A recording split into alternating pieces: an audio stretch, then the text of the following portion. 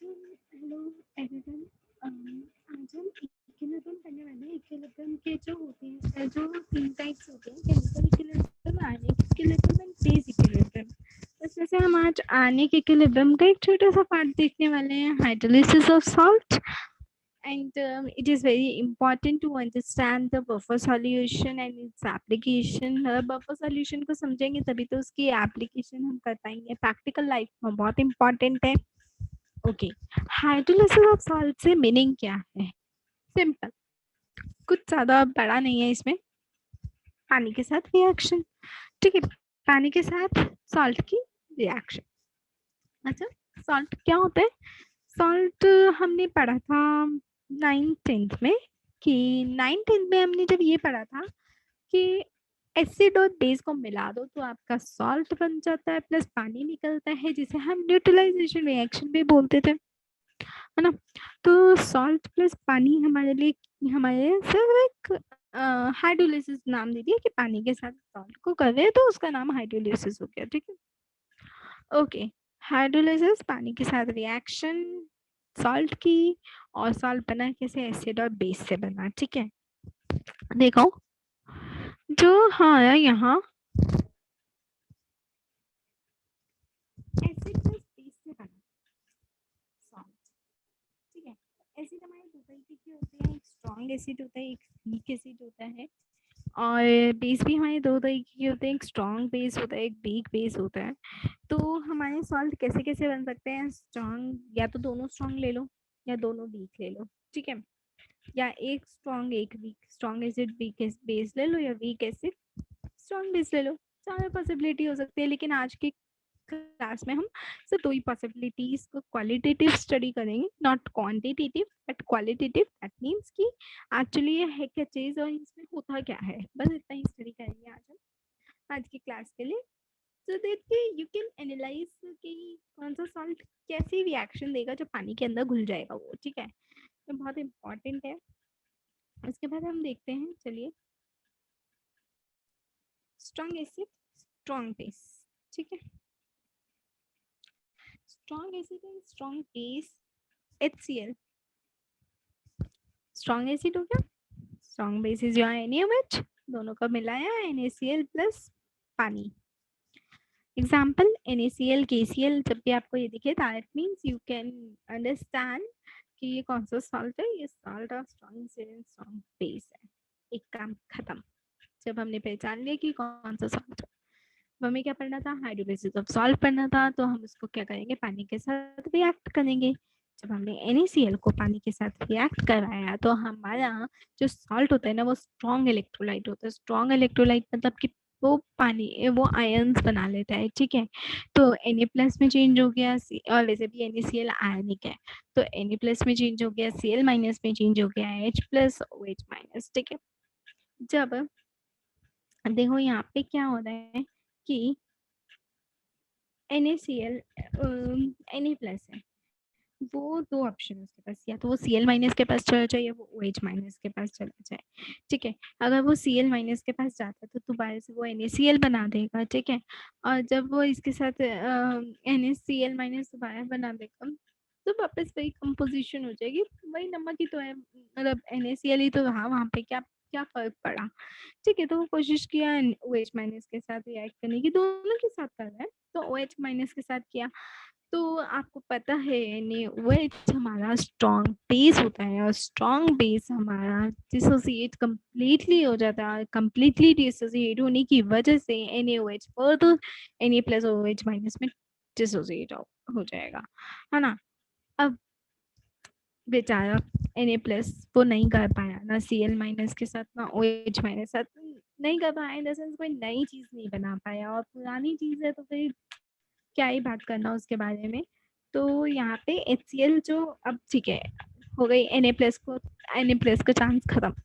अब HCl की बात करते हैं, तो HCl जो है वो H+ और Cl- में, अच्छा, H+ के पास भी दो ऑप्शन है, Cl- भी है, OH- भी है, राइट। Cl- भी है, OH- भी है, दोनों ऑप्शन है। तो H+ ने क्या किया कि Cl- के पास गया, चलो पहले OH माइनस के पास ले जाते हैं। OH माइनस के पास क्या कहता, भाई तू मेरे साथ जुड़ के क्या करेगा, मैं तो दोबारा पानी ही बन जाऊंगा। ठीक है, तो फिर वो Cl माइनस के पास किया तो HCl बन गया। Wow, strong acid. ओह, पर यहाँ पे भी कोई फायदा नहीं हुआ, क्योंकि यहाँ पे HCl फर्दर H प्लस और Cl माइनस में टूट गया है, डिसोसिएट हो चुका है। तो फर्दर कंप्लीटली डिसोसिएट हो चुका है। तो Na प्लस और Cl माइनस के पास कोई टेंडेंसी ही नहीं बची, टेंडेंसी ही नहीं है कि वो H प्लस या OH माइनस के साथ रिएक्ट कर सके। तो यहाँ पे जब पानी के अंदर डालने के बाद Na प्लस और Cl माइनस H प्लस और OH माइनस के साथ कुछ काम ही नहीं कर पाए, तो H प्लस और OH माइनस की कंसेंट्रेशन तो वही रहेगी, यानी H प्लस भी उतना ही रहेगा, OH माइनस भी उतना ही रहेगा। जब H प्लस और OH माइनस हमारे उतने ही हैं, तो यहाँ पे pH में कोई चेंज आएगा? pH क्या होता है, माइनस लोगे H प्लस, तो यहाँ पे pH में तो कोई चेंज नहीं आएगा। जब यहाँ पे pH में कोई चेंज ही नहीं आना, तो फिर यहाँ पे इसका सॉल्यूशन क्या रहेगा, न्यूट्रल। न्यूट्रल सॉल्यूशन रहेगा तो पीएच क्या होगा, 7 होगा। यहाँ पे कोई हाइड्रोलिसिस नहीं हुई। हाइड्रोलिसिस मतलब ब्रेकिंग है, ठीक है, हाइड्रो पानी और वो ब्रेकिंग, लाइसिस मतलब ब्रेकिंग होता है, ठीक है, ब्रेकिंग ऑफ बॉन्ड। तो यहाँ पे कुछ रिएक्शन ही नहीं हुई, क्योंकि NaOH बना तो फर्दर फिर से Na प्लस में टूट गया, ठीक है, HCl बना फिर से बन गया। तो यहाँ पे हम इसका कंक्लूजन ये निकालते हैं, देखो कोई चेंज नहीं आया कंसंट्रेशन में, तो इसका कंक्लूजन यही निकलता है कि salt strong acid and strong base जो है वो क्या है हमारा, न्यूट्रल है, pH 7 है और हाइड्रोलाइज नहीं हुआ। ठीक है, तो ये तो बात की थी हमने किसकी, strong acid and strong base की। एक बार जल्दी से नजर घुमा लीजिए इसके ऊपर, क्योंकि अगर आपको ये अच्छे से समझ आ गया ना, आपको सारे के सारे समझ आ जाएंगे, सब में सेम बातें हैं। ठीक है, देखिए, strong acid and strong base, HCl NaOH के NaCl, ये एग्जांपल्स है। आपको सबसे पहले फर्स्ट मोस्ट आपका काम होना चाहिए कि आपको एग्जांपल पहचान में आनी चाहिए कौन सा है। ठीक है, अगर strong acid and strong base है तो आंख बंद करके न्यूट्रल सॉल्यूशन है, pH 7 है और कोई हाइड्रोलिसिस होगी ही नहीं, क्योंकि फिर कंप्लीटली फर्दर डिसोसिएट हो जाएगा, क्योंकि यहाँ पे H प्लस और OH माइनस की कंसंट्रेशन में कोई चेंज ही नहीं आया। जब तक कोई चेंज नहीं आएगा तब तक पीएच वेरी नहीं करेगा, पीएच वेरी नहीं करेगा, तो फिर आपका सॉल्यूशन न्यूट्रल आएगा। तो यानी कि हमने जो बात की थी कि पानी के अंदर सॉल्ट को डालो तो 3 सॉल्यूशन बनेंगे, एसिड, बेसिक एंड न्यूट्रल। तो इसमें से strong acid and strong base का जो सॉल्ट है उसका सॉल्यूशन क्या बन रहा है, न्यूट्रल बन रहा है। एंड न्यूट्रल सॉल्यूशन बनने की वजह से इसका पीएच 7 है और यहाँ पे कोई भी हाइड्रोलिसिस नहीं हो रही है। इतना समझ आया कि स्ट्रॉन्ग एसिड स्ट्रॉन्ग बेस मिलाया, एग्जाम्पल पहचानो, पानी के साथ किया तो वो फर्दर डिसोसिएट हो जाएगा। जब फर्दर डिसोसिएट हो जाएगा कोई टेंडेंसी नहीं बची, कोई चेंज नहीं आएगा, न्यूट्रल और pH 7, और इसका कोई हाइड्रोलिसिस हुआ ही नहीं। ठीक है, this is your strong acid and strong base का सॉल्ट। अब हम देखते हैं strong acid and weak base. Strong acid ले लिया HCl, वीक बेस ले लिया NH4OH, बना क्या, NH4Cl।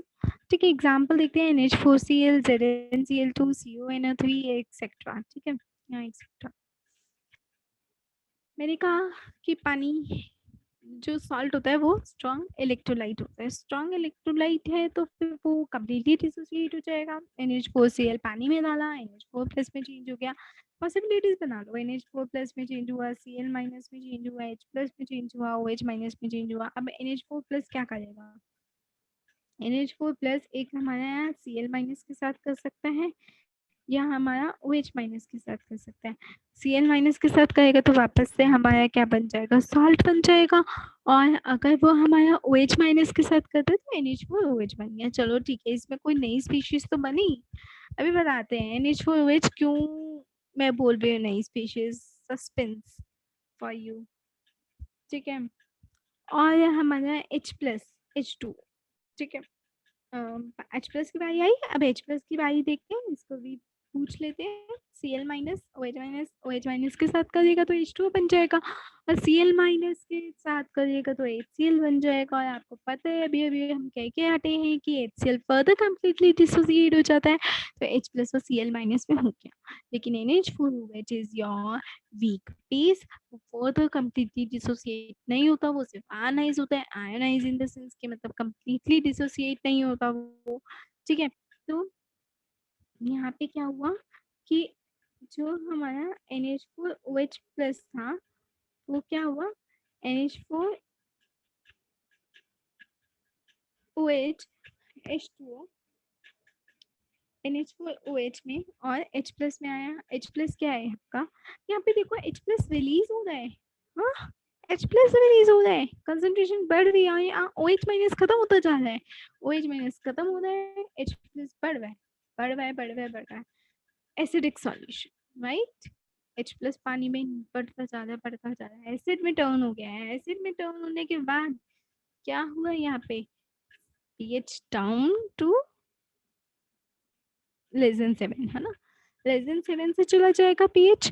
ओके, तो यहाँ पे हमने दो चीजें निकाली, एसिडिक हमारी सॉल्यूशन होगा pH 7 से कम। तो देखो यहाँ पे कौन रिएक्ट कर रहा है, H प्लस रिएक्ट कर रहा है, Cl माइनस कर रहा है, कौन कर रहा है, NH4 प्लस कर रहा है। NH4 प्लस क्या हो गया आपका, केटायन हो गया। तो यहाँ आपकी कौन सी हाइड्रोलिसिस हो रही है, केटायनिक हाइड्रोलिसिस, ठीक है। तो यहाँ पे आप कह सकते हैं कि सॉल्यूशन एसिडिक pH 7 है, ठीक है। और यहाँ पे आपका एसिडिक सॉल्यूशन बना क्योंकि H प्लस बढ़ता जा रहा है, pH 7 से कम है और केटायनिक हाइड्रोलिसिस है, ठीक है। तो यहाँ पे अगर हम कंपैरिजन देखें, ये जो कंपैरिजन है वो स्ट्रॉन्ग एसिड एंड स्ट्रॉन्ग, इस कंपैरिजन जो है, ये कंपैरिजन जो है ये आपका salt of strong acid and strong base का है, जो कि न्यूट्रल है, pH 7 है और हाइड्रोलाइज नहीं हो सकता। लेकिन यही क्या है आपका strong acid and weak base का क्या बना, देखो स्ट्रॉन्ग एसिड है, स्ट्रॉन्ग एसिड यानी कि सॉल्यूशन भी क्या होगा, एसिडिक ही होगा, ठीक है, pH से कम होगा और या केटायनिक हाइड्रोलिसिस हुई, ठीक है। क्योंकि एसिड मैंने ऐसे याद किया हुआ है कि एसिडिक सॉल्यूशन जस्ट ट्रैक, और ट्रैक का कोई लॉजिक नहीं होता, तो मेरा इसका भी कोई लॉजिक नहीं है। लेकिन मैंने जो लर्न किया था वो मैंने इस तरीके से किया था कि एसिडिक स्ट्रॉन्ग एसिड मतलब कि एसिडिक सॉल्यूशन बनेगा, ठीक है। एसिडिक क्या होता है, एसिड को हम ज्यादातर H प्लस करके बोलते हैं ना, तो H प्लस प्लस आया ना तो फिर केटायनिक हाइड्रोलिसिस होगी, मैंने ऐसे याद किया हुआ है, ठीक है। कि एसिडिक सॉल्यूशन यानी कि strong acid, acidic solution pH 7 से कम और केटायनिक क्योंकि H प्लस से रिलेटेड कुछ है, ठीक है। तो इसका pH निकालने का भी होता है, वो क्वांटिटेटिव मेथड है, मतलब pH मैथमेटिकली टर्म से निकालते हैं और उसका कुछ फॉर्मूला लास्ट में आपके पास, ये कुछ स्टेप्स हैं pH निकालने के लिए, लेकिन ये हम नेक्स्ट वीडियोस में डिस्कस करेंगे। जो ये pH निकालने के स्टेप्स हैं ये सब, तो आज की समरी में हम देख लेते हैं कि समरी में हमने क्या पढ़ना है, क्या देखना है। कि हमने पे देखा सॉल्ट प्लस पानी के रिएक्शन कहा है, सॉल्ट एसिड प्लस बेस से बना हुआ है, उसकी कुछ पॉसिबिलिटीज होती हैं, स्ट्रॉन्ग दोनों स्ट्रॉन्ग हो दोनों वीक हो, या एक स्ट्रॉन्ग एक वीक हो, ठीक है। तो तीन कैटेगरीज में अगर मैं बाइफरकेट करूँ तो दोनों स्ट्रॉन्ग दोनों वीक, एक स्ट्रॉन्ग एक वीक, और इसमें दो कैटेगरीज और आती है ना। तो अब देखते हैं कि थर्ड पॉइंट हमने स्ट्रॉन्ग एसिड स्ट्रॉन्ग बेस को देखा था, कोई हाइड्रोलिसिस नहीं हो रहा, न्यूट्रल सॉल्यूशन है, pH 7 है। ऐसे ही हमने स्ट्रॉन्ग बेस और वीक, स्ट्रॉन्ग एसिड और वीक बेस का देखा, केटायनिक हाइड्रोलिसिस है, स्ट्रॉन्ग एसिड यानी एसिडिक सॉल्यूशन क्योंकि H प्लस की कंसंट्रेशन बढ़ रही है, तो pH 7 से कम होगा, pH का फॉर्मूला ये है। लेकिन ये सब, ये दोनों पॉइंट्स KH वाले और pH वाले, ये हम की वीडियोस में डिस्कस करेंगे कि ये कैसे आए। और केटायनिक हाइड्रोलिसिस हो रही है क्योंकि NH4 प्लस की not due to H plus हम केटायनिक बोल रहे हैं, हम केटायनिक बोल रहे हैं NH4 प्लस की वजह से, not because of H plus की वजह से, keep it in the mind and I hope अब आपके सामने अगर स्ट्रॉन्ग एसिड स्ट्रॉन्ग बेस का सॉल्व दिखा तो आप पहचान लोगे और उसकी बता दोगे कि सॉल्यूशन कैसा बनेगा, उसका पीएच क्या होगा और हाइड्रोलिसिस होगी या नहीं होगी। ऐसे ही आप strong acid and weak base का भी बता दोगे कि केटायनिक हाइड्रोलिसिस होगी, पीएच से कम होगा 7 और केटायनिक हाइड्रोलिसिस होगी भी तो NH4+ की मतलब उस केटायन की वजह से होगी, ना कि H+ की वजह से होगी। और इसमें एसिडिक सॉल्यूशन बना जो कि H+ की वजह से बना और पीएच जो क्या वो 7 से कम हो गया। और ये जो मैथमेटिकल पॉइंट है पीएच कैसे निकाला वो हम नेक्स्ट वीडियो में पढ़ेंगे। Thank you so much. I hope this is useful for you, for all of you. Thank you so much.